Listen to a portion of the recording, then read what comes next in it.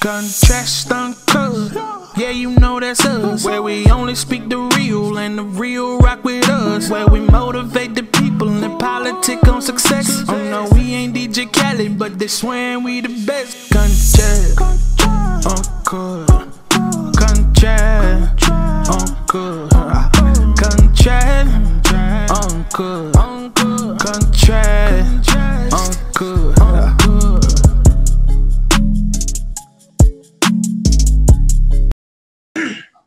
What's happening? It's Contrast Uncut. It's season 4, episode 48. I want to give a big shout out to Uncle Snoops Army and Bobby D Presents. I appreciate you, brothers.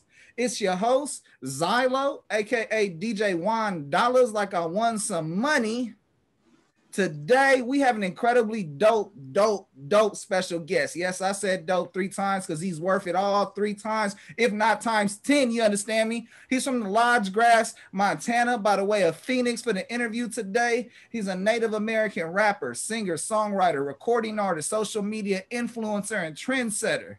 Personally, I was put on your music early 2020, back in January. My brother put me on and he was like, man, it's this guy, you know, I don't talk about the other guy's show, but that guy was like, man, it's his record and you got to listen to it. You got to listen to it. And that led me into being hooked. And then it got me to Water. And then Water, I was demanding more. I was looking for more YouTube videos. I was looking for Spotify. I was looking for Apple Music, everywhere. You know, it was like mandatory that we grow with this brother's sound.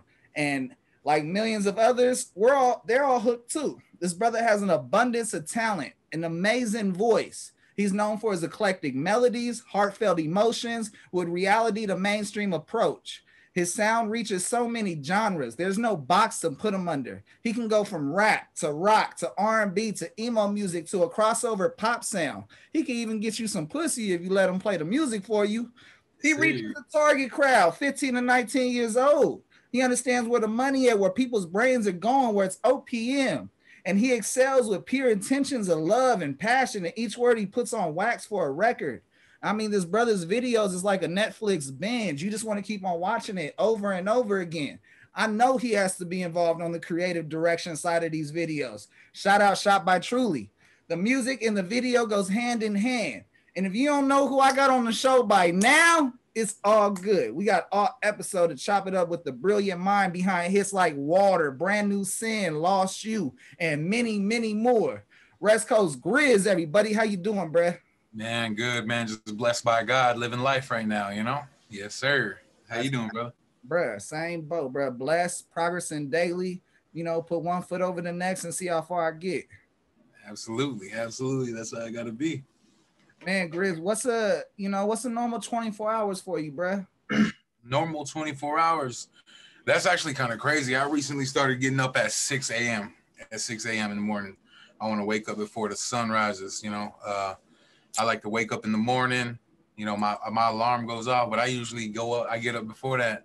So I'll get up, lean over, give my woman a kiss, get up, go brush my teeth. You know, and then that's when I go straight to the studio. I got a little home studio at home that I record my demos and my, like, you know, my ideas.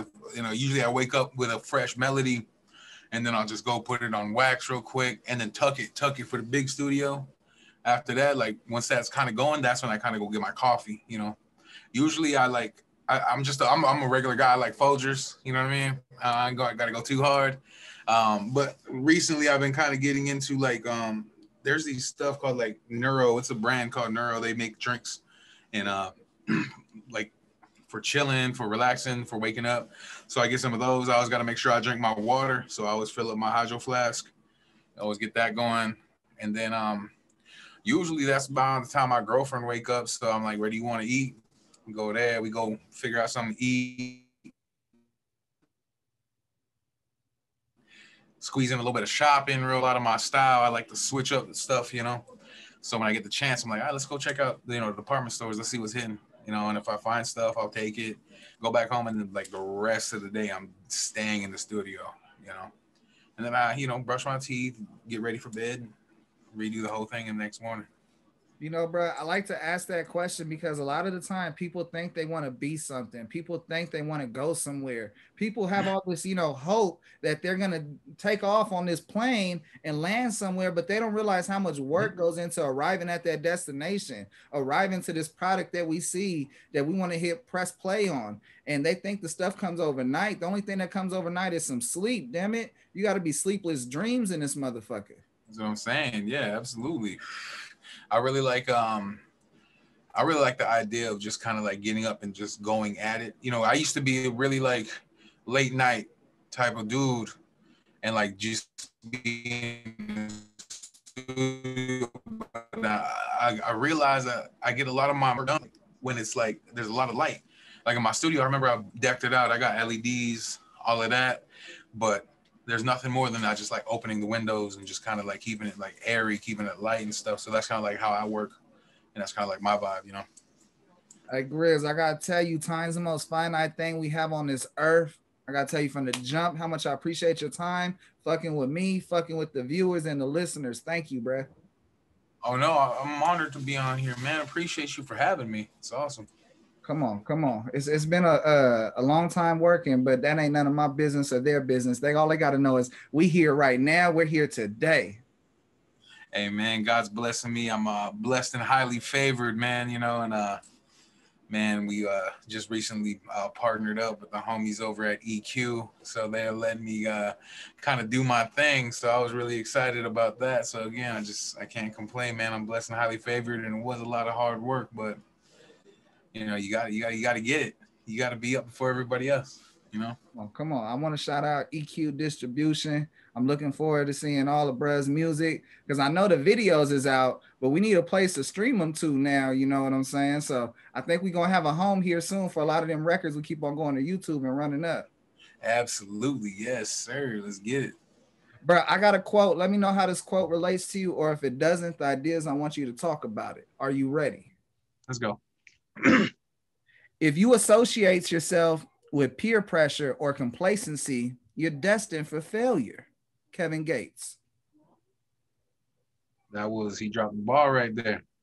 That's absolutely like I think the thing about it is you're gonna outgrow a lot of people. You know what I mean?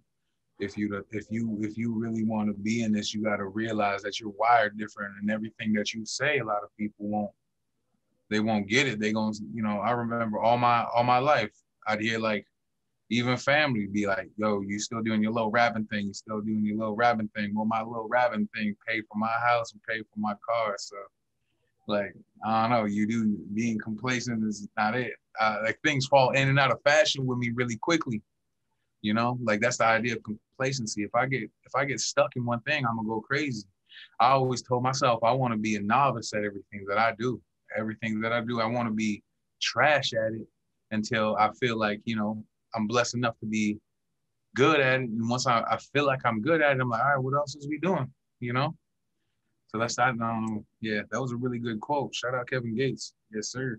Bro, when I read this, I was like, Grizz ain't about no peer pressure. He over there busting pipes. Like, pressure, all it's doing is allowing air to go through. The peer pressure thing, man, it's just, I was always a badass little kid growing up. I was so like, I was the little kid that like all the grandmas be like, shh, you be quiet. And I'm like, bro, I'm just trying to be litty over here.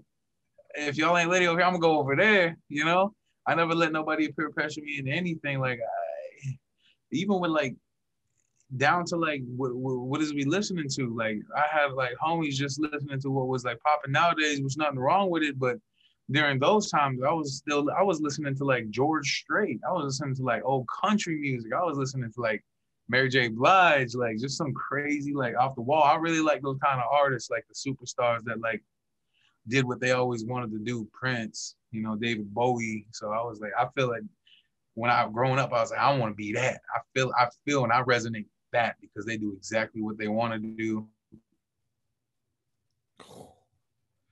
See, when they want to do and how they want to do. You think? You know, bro, a lot of people don't know this about me, but my mom and my stepdad, they love country music. They didn't allow me to listen to rap music. Like my stepdad was on that old bullshit. But in return, he loved country music. He had his poison. So he took us to Nashville, Tennessee one year for the country ticket. It was like the second or third year of existence. And this fool, George Strait, I'll never forget it, had a Corvette, a damn joint in his hand, and a line of people in the middle of the parking lot just signing autographs, taking pictures. And I was like, George Strait is one of the baddest motherfuckers there is to just do that randomly, knowing you're gonna have everyone swamp you. And he still did it, no security, nothing. No, nothing. He's out here just doing his thing, just living life, man. That's a beautiful thing. That's yeah, man. George Strait, he fired, bro. It's funny because like I grew up. My mom was like listening to, she listened to everything, bro, like just everything. And so she had me just listening to everything growing up, and that definitely bled into like the kind of music that I do and listen to, you know. And I used to hate it growing up. I was like, what is this? What is you, all my exes live in Texas face ass? What is this? But then like growing up after a while, like you know, you get to listen to these records and why they listen to them. And I was like, okay, these definitely resonating and hitting right now. It'd be weird, like a certain lyric from a super old song, and then it hit me now that I'm older, and I'm like, man, I'm going through that same shit. How's that happening? That's a beautiful thing, man. Come on, now Garth Brooks did his thing on that too. But Shania Twain did her thing in the 90s too. Yeah. Yes, sir. Man, make you forget everything you talking about when you was a teenager. Man, yes. I'm gonna go ahead and put the attention back on you, brother. Talking about the entertainment industry, the music game. Did the music game choose you, or did you choose the game? It chose me. It was very young. Like, of course, like I had my influences from my, you know, from my peoples, you know, check out this. You know, you kind of get that moment where you're sitting in the car with your uncle and he puts something on and they're like, what's that? I'm like, what's going on there? He was bumping some Snoop. That's crazy. That's his favorite rapper. Shout out Snoop. Yeah, shout out Uncle Snoop. Yes, sir. Shout out Unc. And he put it on like, what is that? What is going on here? This is nothing like what I'm used to like listening to. And then after that, it just kind of enveloped me. You know what I mean? I remember my mom, she bought me a Chronic 2001. It was the DVD.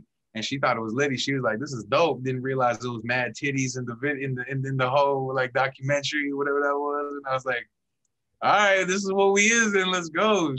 That shit. But yeah, it definitely chose me. It was a lot of the West Coast greats that kind of like, because I'm from Montana, so it's nearing towards that coast more than it is the East Coast. I got love for the East Coast and I love the music, but early on it was the West Coast like hip hop, gangster rap that kind of got me. So it definitely chose me. I remember like sitting there like, what is rapping? How do you rap? Okay, and then I would just sit there and write bars, whether they were just like rat, cat, hat raps, and then, you know, you just progressively getting it. I don't know, man. I can't explain it. I'm eternally grateful to be a part of the culture here, you know. It's a wonderful thing. You know, I've had people that have come on the show where they're rappers now and they're from Mexico and they had to learn like rap songs in English and write down word for word so that they'll know how to like transition. They'll know how to be in pocket with certain things, and they have no idea what they're doing. And they probably don't speak a lick of English, but they hit every motherfucking word on them songs. Man, that's the thing. I mean, the culture is just so big, man. It's so beautiful and it's so strong. It's its own entity, you know, and people resonate with it. That's what I love about this. It's just the way that makes me feel, the way, you know, you can put on a certain song. I'll be honest, like there's songs like I won't even be in a mood. Like I won't even be in like a sad mood. I'll put on a sad song just to feel a song. So it's just like, it's a beautiful thing, man. I love it. Oh yeah, music is medicine, but you know how that music or how that medicine's applied is the different genres, the different dosage, what you digging into. You gonna slap some rock music because you finna go throw a chair off a damn balcony, or you know you gonna play some slow jams, and so you know you get your girl and everything, the mood right. You know, there's all type of level things that they help out. You ain't got to do it all on your own. That's what I'm saying, man. Yeah, it's definitely like. It's definitely like the biggest part of my life. I can't even sleep without having music playing. Like, and it's all across the board, man. Like I sleep to like some good gospel music. I'll wake up and I'll slap some keys. You know, like I'll slap some Snoop, I'll slap some anything, bro. But I can't have like dead silence, you know, because I don't know. For me, again, like I'll be having shit in my head, my brain go crazy. And the moment that I put on music, I can just focus and just feel that, you know. Yeah, yeah, a little Yes, level. sir. Bruh, you know, weed does that for me too. You know, keeps I smoke the coke and calm down this ADHD. And even then, Yeah, sometimes I get a sativa and be like, fuck it, amped it up. But that I feel you. No, I'm like definitely. I have ADHD, so I know all about that. Stuck in that hyper focused moment right when I wake up. And like it's just funny, bro. Like I literally like for some reason this morning woke up and I was like, I need to know what it's like to build a table, and my focus was specifically on that. And like I don't know, yeah. So that ADHD thing, but when I put on the music, that's when it kind of helps me. I never really tapped into the weed like that. it's Weed, all good. It's yeah, all good, bro. It's choices. It's choices. If you want this to be that, or you know you got something else, pick your poison. Pick your poison. absolutely, yeah, absolutely. Hey, when was your confirmation that music is what you're supposed to do? Like, did you get to a point where you made a record and that record was like, "Oh, my voice on wax is something that the game is missing," or did it come to a point of like you start putting words together and those words was just inseparable? They were like, "Oh, I'm cold with this." Like, what was your confirmation? Yeah, for me, it was early on. My older brother, he do country outlaw music now, but when he was younger, he used to rap, and I remember him rapping, and he was slapping some beats that he got off a tape or something, and he was just showing me what it was like, because I came to him like, hey, what, how do I do this? How do I hear it and I need to figure it out, because this is what I want to do, like this is what I need to be, because I was always like a little entertainer. I used to like sit my mom down and like perform for her as a little kid, you know what I mean? And so I always just knew this was it. This is what I wanted to do. And then he taught me, you know, the idea of writing bars, and that you can write bars within bars. So like MCing was very important to me. Um, at, so it was just, I think it started when my brother taught me how to write a bar, and I was just like, this is it. This is what I'm doing. And I came to him like probably, I don't know how long after I wrote something quick, and he just made me keep rapping it over and over. And then I started adding melody to it, kind of singing it a little bit. And he was like, he said, keep doing this. So I kept doing it. You got to give him his appreciation for keeping me, giving me that confidence within myself to like, okay, this does sound good, you know. So that was around like age 9, bro. Age 9. Yeah. Damn. You know, I feel it's always someone that invests in an idea or puts someone in a position to reach their dreams. Mm-hmm. You know, would you say it's your brother that put you in a position to reach it, to investing? Would you say it's your mom? Who do we owe to thank you for investing into your dreams? First off, I'll give it all up to God. You know, I'll give it up to God, big man upstairs taking care of me. He let me, he gives me the strength. He allows me to kind of like know my worth and hold the standard. And then on this earth, I'll give it up to my brother 100%. I'll give it up to my mom because she sang in the church. I'll give it up to my daddy. He played guitar. So with all three of them, we always had music going. So I'll give it up to those 3 people. And then as far as investing into my dream, that one is my mom. She helped me get my first like iMac and my first low USB mic. And I remember just rapping and just figuring out how to play on GarageBand and kind of tweak my voice. I was going so hard on that, bro. Like I spent my 10 million hours in the studio figuring it out. So I definitely give it up to them. And then I also have to give it up to, as far as like more investing and learning the business side of it, I got to give it up to my manager Tech, and I got to give it up to my partner, Seth Digital. They were the ones who were like, hey man, like you do have to invest in yourself, you know? Like, so I give it up to, that group of people, Hell yeah, no, salute. Thank you, everybody. Cause shit, I can't imagine without having some of your music, bro. Like you're about to really, the iceberg is already cracked. It's just a matter of time for the water of that iceberg hits everyone's kitchen and they start flooding in on this music, because the relation, you spent so much investing into your word choice. You put so much investment into how you deliver that people automatically are attracted to how you're delivering, to how your voice is going.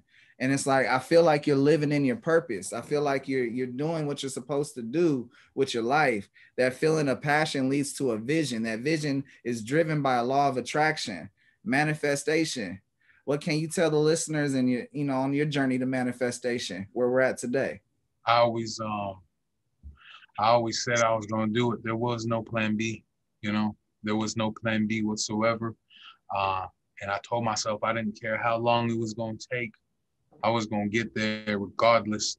And I told myself, like, in the beginning, I said, you need to become your favorite artist. You got to become your favorite rapper. You got to become your favorite singer. And then you refine that. When you refine that, people is gonna come. They gonna attract you regardless, and to find your own voice. That's the thing. Is like when you find your voice and you start using that, because like people need to understand that this is a muscle. You got to take care of it.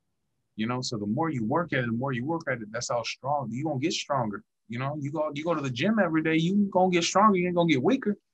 So I used to, so I used to just tell myself, this is what I am. This is who I am. This is what I'm going to be. And I used to I'll keep it a buck, bro. When I was like 16, 15, younger, I used to look in the mirror and pretend I was having interviews like how we are now. And then I told myself, we gonna get to this point too. And, God bless, we right here, Power. Whew. Whew. Power of manifestation. That's the realest shit ever. And a lot of people dismiss the fact that when you pray, you put all these things together, you manifest. If you don't put hard work behind it, it's just dead air. All you're doing is wasting time, your potential, your energy that's wasted. Do you want potential, or do you want to be what you're supposed to be? And you can't be afraid of that. A lot of people are afraid of success. They think that if they put 10,000 hours into something and become an outlier, that they're not going to have the same results. And it's like, bro, if you put in 10,000 hours breaking the law, you're going to have 10,000 hours of sitting your ass down in jail unless you think about how to get out that situation. And it's like, it's the same balance. You got to put that same energy and effort forward. And, what can you tell, the viewers about your choices, about the music you select, the drip you put on, and the way you carry yourself, bro? Because that all came within the master of what you're doing. Yeah, I think it comes from within. It comes from within.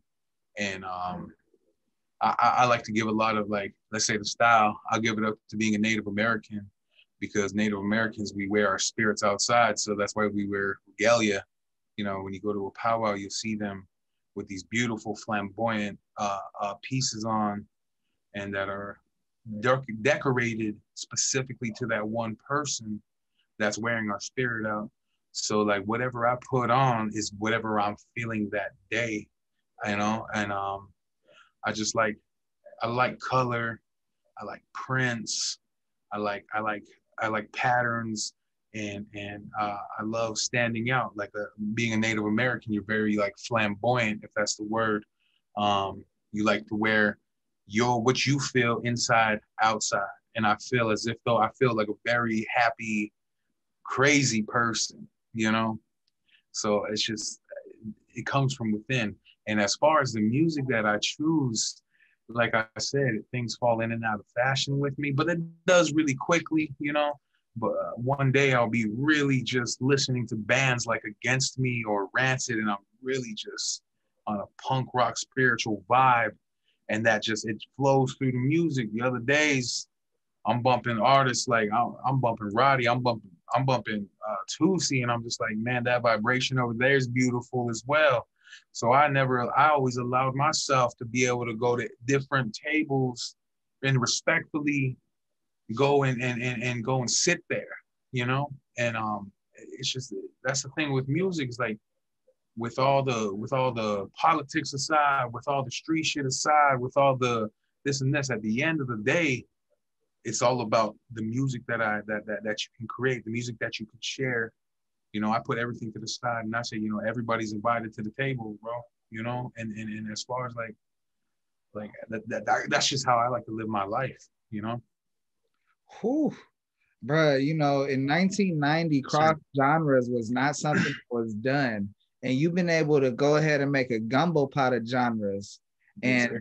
that is a blessing, bruh, to see it and also to visualize it, to see that, hey, you know what? I want to make something like this. And then being the next day and being a different spirit and tap in with that.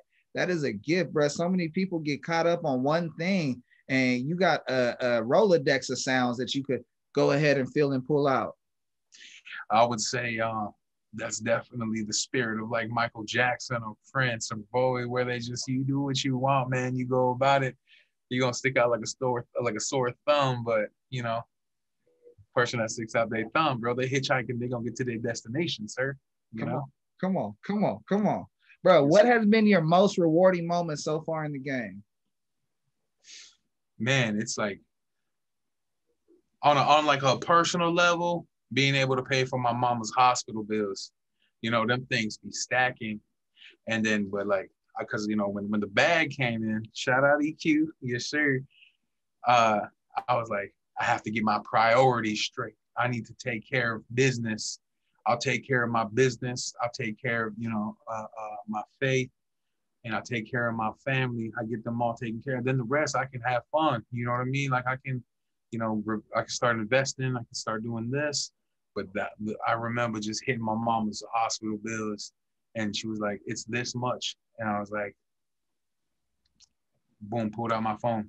I said, "There it is. It's taken care of."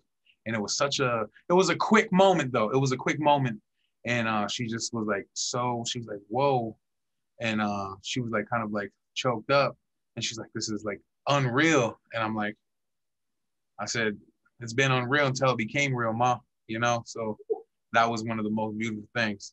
And being able to go cop a car, flat cash out, being able to do that, able to whip. That was a beautiful. I was staring in the mirror for like damn near an hour, just like whipping, bro. It was a good time, man. You know, Bro, yeah. I gotta ask, what car did you buy?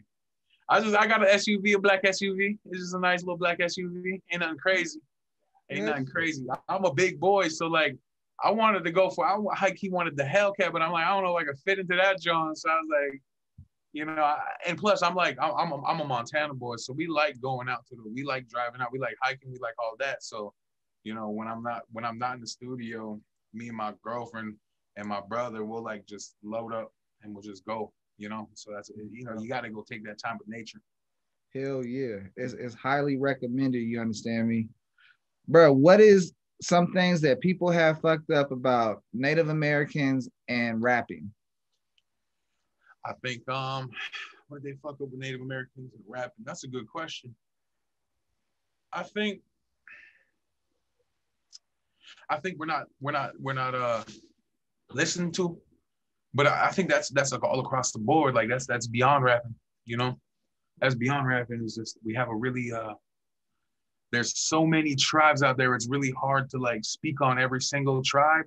You know, I can speak for me as my own man, but I do see like artists. There's a bunch of wonderful Native American artists out there that are doing their thing, you know, and bro, it just gotta be one that's gonna bust that door wide open, and then we all coming in, you know, and you know, God willing, that's gonna be the boy, you know what I'm saying? But yeah, they got it. I think where they got it fucked up was just like that. I think it's just not having that outlet. You know, I mean, like everybody has an outlet now too. So I ain't gonna lie, doors are being broken down with the age that we living in. You know, I got plenty of like Native Americans friends, like my family and friends and stuff that are like popping on TikTok, and they're being able to share their voices now. So I think the idea of like it being fucked up is changing very quickly because we have a voice now. You know, we have a voice now. And we getting loud, and we're proud, and we want people to listen to what we say. So I don't really want to dwell too hard on like what they got fucked up. It's just like it's gonna take time, and it, you know, and the time is now. You know. You know, something that got told to me in the root of this question is that it got told to me Native Americans are you know, from the land, and the only country that's rooted to the earth is Africa. And they were saying that, you know, all Native Americans come from Africa, They're just sent out on all different places and they habitated. And it's like, well, habituated. But you know, when it comes down to it, bruh, that soul, that sounds, the group, the just the whole vibe, bruh. All of that comes back to the roots, bruh. And it's like you can't say this culture, that culture ain't got it. It's in them. It's either it's in them or it's not. You can't put a box on it. You can't put no expectation on it. You got to just hit play and see if it catches you or not. Let's go. Exactly. That's what I'm saying, bro. Like that. Nah, bro. It's just like, because I come from where my grandfather swam across the border from Mexico, from Aguascalientes, and they're Native Americans in Mexico. And so it's like, you know, it hits home when certain people talk about certain things because they don't know the soul is in everybody. It's either you got it or you don't. Yes, sir. You got the soul or you don't, bro. Absolutely. You either got the sauce or you dry. Come on with it, man. We don't want to be 90-year-old women out there that ain't got nothing inside of them. That ain't none of our business. But you don't want to be one of them people. So, you know, keep the sauce flowing. I got to go into my 3 favorite songs of yours. My 3 favorite, you know, no particular order, but you know, I'm going to start off Water. Water is literally one of my go-to songs, bro, for my feeling of like, hey, I'm going through some shit. I need to go ahead and rise. I need to rise. And I play that song, brother, and it gets me going. It gets me through anything. Thank you, man. Yeah. My second favorite song is Break Even.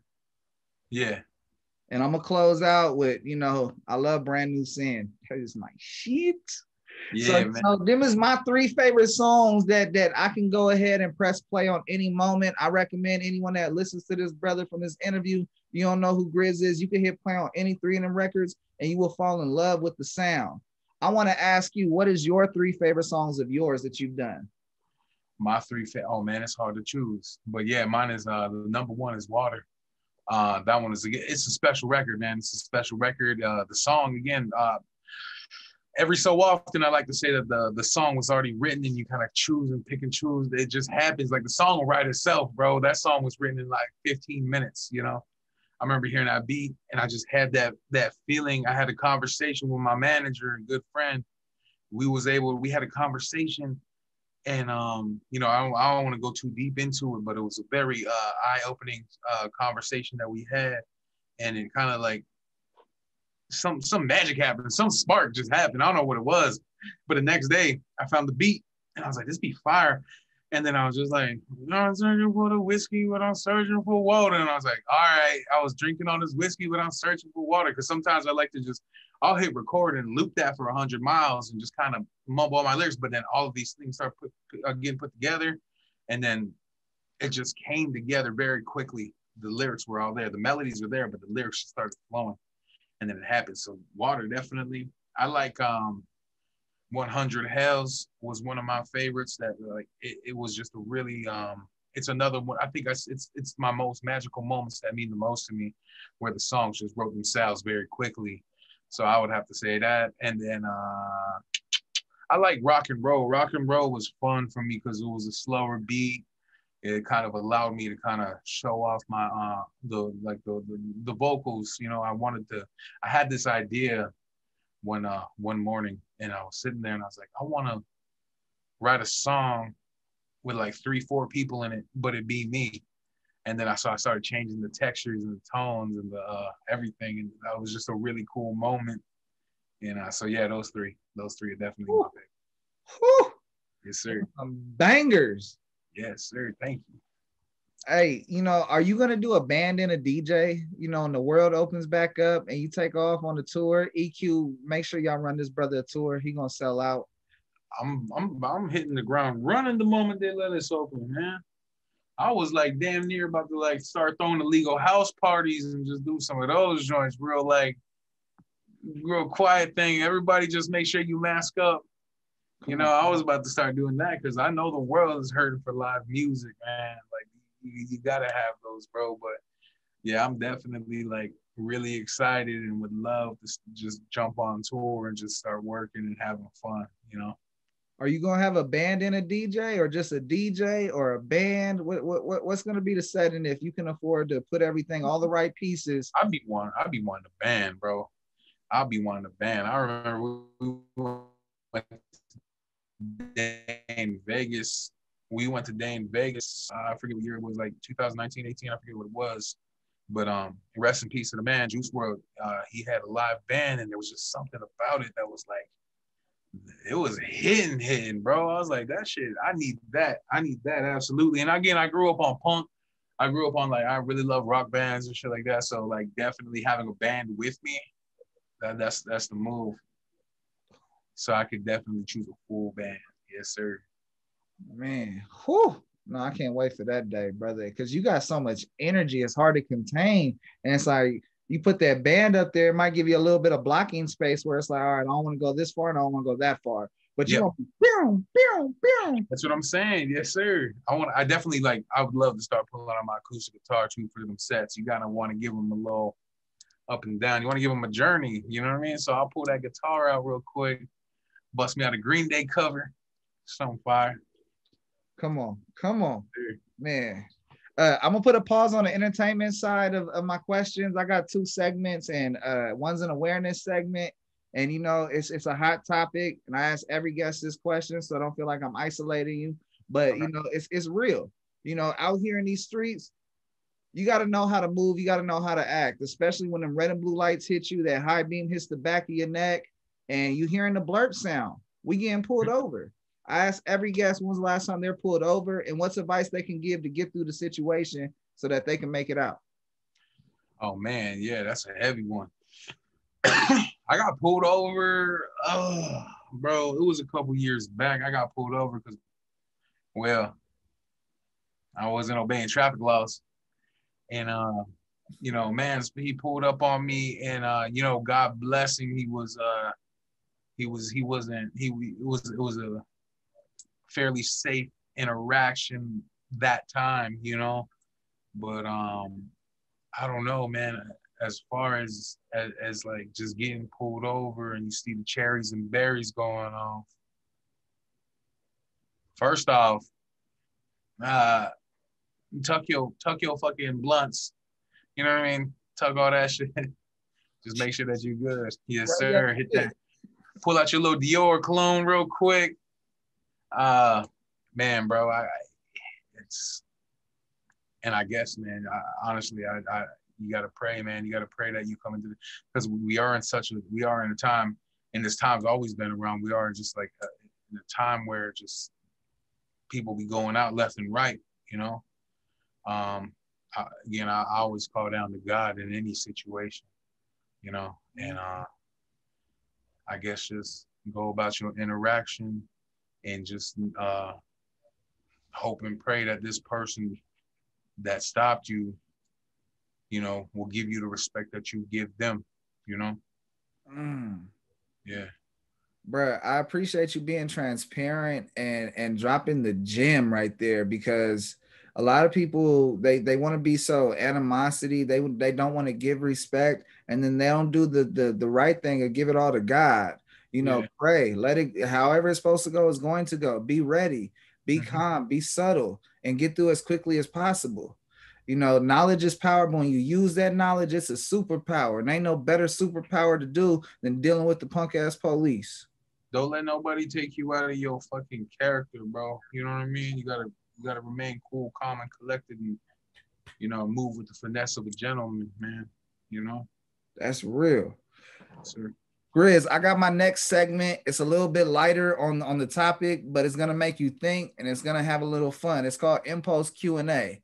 I want you to answer 3 questions. You don't like a question, it's all good. I got another impulse question for you. Are you ready? Yes, sir. Question number 1. What is the funniest thing you've seen happen in real life? Man, bro, we went to, it was a few years back. I went and kicked it with some homies up in New York. And this lady took a shit. She was just straight up taking a shit in the middle of the street. And I'm a country boy, so I don't see shit like that.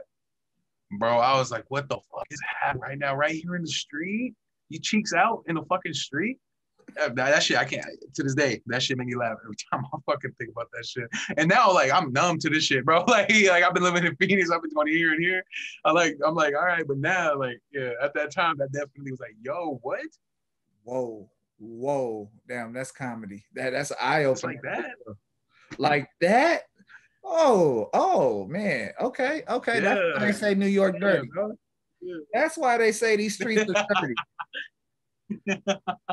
Yo, it ain't sweet in these streets, my G. Come on. Question number 2. What is one food place you recommend everyone has to try when they hit Arizona? When they hit Arizona, what's one food place?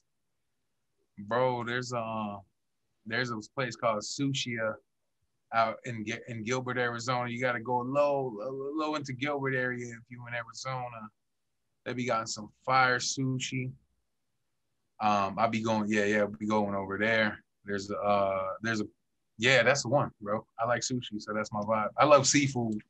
Yeah. Okay. Question number 3. What is one thing you love, but you wish you hated? Oof. Nicotine.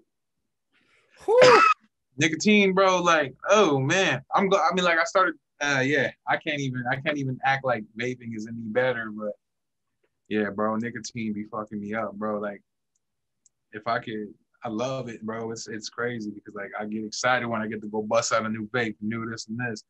But then I'm like, bro, it would be nice to not be addicted to anything. You know what I mean? It would be nice to not like to a point of abuse. You know what I mean? Like anything can become an addiction. Anything can become. You can, yeah. Nicotine, bro. I got you, bro. No, that's wild. I'm on the same boat. Yeah. Nicotine's a motherfucker. I was able to quit cigarettes, but I fell in love with blunts and then backwoods and the natural leaf. I've been hooked, so I'm in the same boat with you, brother. Yes, sir.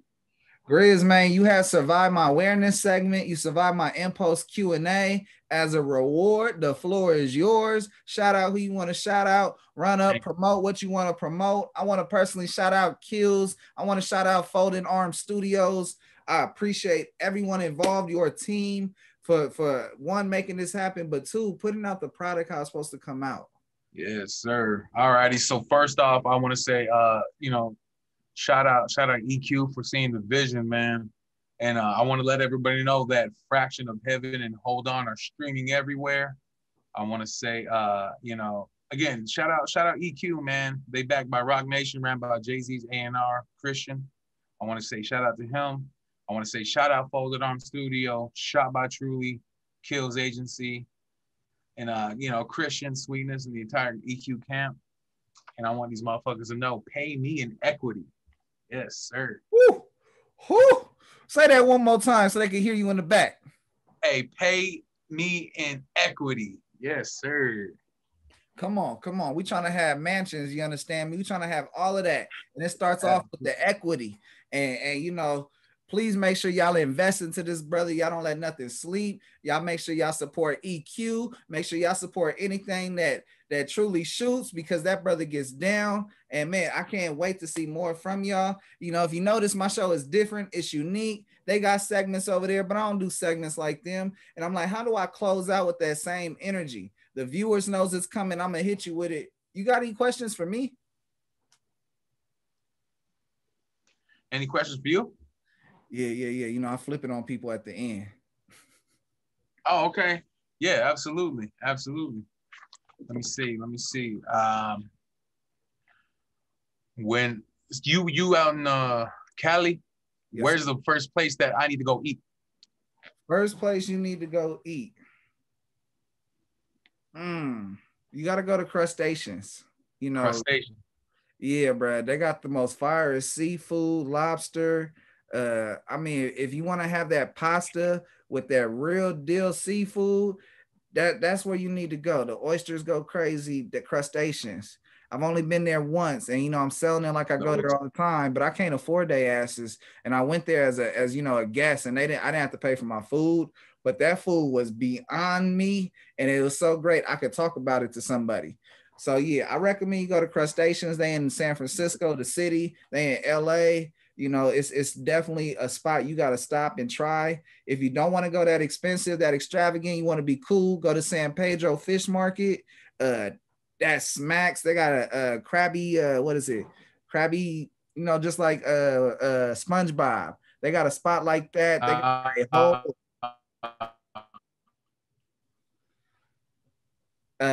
whole yes, sir. I guess that's why I gotta go hit up because I be loving it. Yeah, bro. You gotta Yes, definitely fuck with San Pedro, bro. It's right next to Long Beach. You see all the docks, the ports, all the shit, bro. It's dope. Fuck around and ride on the damn bridge and shit and see the big old war Navy whatever they called, the bombers. Oh yeah. They got some, bro. It's some shit. It's definitely an experience. Whenever you out there, you touch down in LA, man, go to San Pedro, go to Crustaceans. They gonna have something for you that you're gonna enjoy the flavors. Right. Yes, sir. Definitely gonna be hitting that up.